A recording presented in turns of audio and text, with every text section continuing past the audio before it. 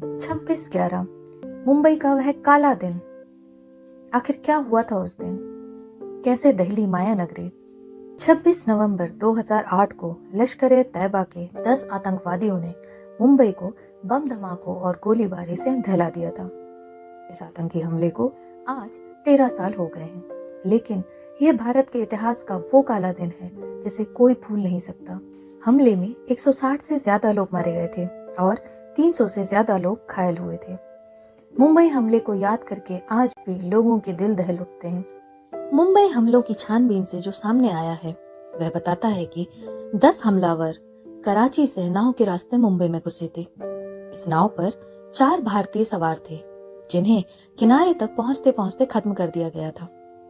रात के तकरीबन 8 बजे थे जब ये हमलावर कोलाबा के पास एक मछली बाजार पर उतरे।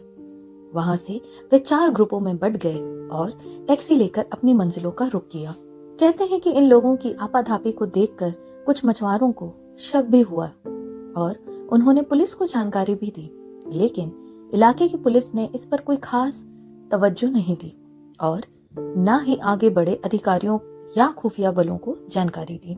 रात के तकरीबन 9:30 बजे मुंबई के छत्रपति शिवाजी टर्मिनल पर गोलीबारी की खबर मिली। मुंबई के इस ऐतिहासिक रेलवे स्टेशन के मेन हॉल में 2 हमलावर घुसे और अंधाधुंध फायरिंग शुरू कर दी। इनमें एक मोहम्मद अजमल कसाब था जिसे अब फांसी दी जा चुकी है। दोनों के हाथों में AK-47 राइफलें थीं और 15 मिनट में उन्होंने 52 लोगों को मौत के घाट उतार दिया और 109 को जख्मी कर दिया। लेकिन आतंक का यह खेल सिर्फ शिवाजी टर्मिनल तक सीमित न था। दक्षिणी मुंबई का लियोपोल्ड कैफे भी उन चंद जगहों में से एक था जो 3 दिन तक चले इस हमले के शुरुआती निशाने थे। यह जगह मुंबई की नामचीन रेस्टोरेंट में से एक है, इसलिए वहां पर हुई गोलीबारी में मरे गए 10 लोगों में से कई विदेशी भी शामिल थे, जबकि बहुत से घायल भी हुए। रात के 10:40 बजे विले पार्ले इलाके में एक टैक्सी को बम से उड़ाने की खबर मिली, जिसमें ड्राइवर और एक यात्री मारा गया। तो इससे 15-20 मिनट पहले बोरी बंदर में इसी तरह के धमाके में एक टैक्सी ड्राइवर और 2 यात्रियों की जान जा चुकी थी। तकरीबन 15 घायल भी हुए। लेकिन आतंक की कहानी यहाँ खत्म हो जाती तो शायद दुनिया मुंबई हमलों से उतना ना दहलती।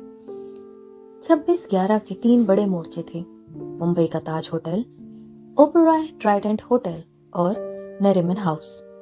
जब हमला हुआ तो ताज में 450 और ओबरॉय में 380 मेहमान मौजूद थे।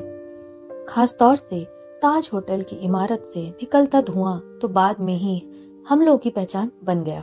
हमले की अगली सुबह यानी 27 नवंबर को खबर आई कि ताज से सभी बंधकों को छुड़ा लिया गया है।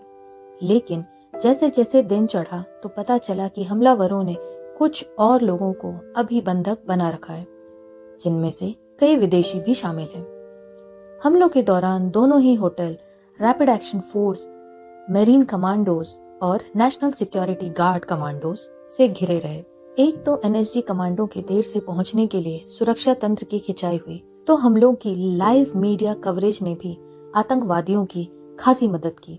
कहाँ क्या हो रहा है सब उन्हें अंदर टीवी पे दिख रहा था। 3 दिन तक सुरक्षा बल आतंकवादियों से जूझते रहे। इस दौरान धमाके हुए, आग लगी, गोलियां चली और बंधकों को लेकर उम्मीद टूटती और जुड़ती रही।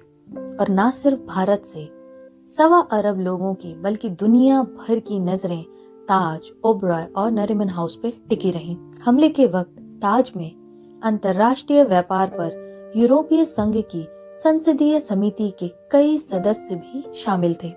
हालांकि इनमें से किसी को कोई नुकसान नहीं हुआ। ओबरॉय में मौजूद लोगों में भी कई जाने माने लोग थे। उधर 2 हमलावरों ने मुंबई में यहूदियों के मुख्य केंद्र नरीमन पॉइंट को भी कब्जे में ले रखा था।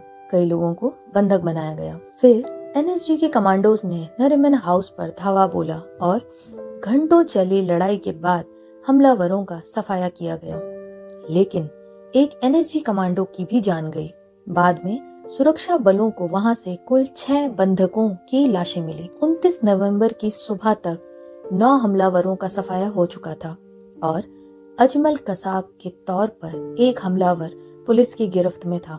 स्थिति पूरी तरह नियंत्रण में आ चुकी थी, लेकिन लगभग 160 से ज्यादा लोगों की जान जा चुकी थी।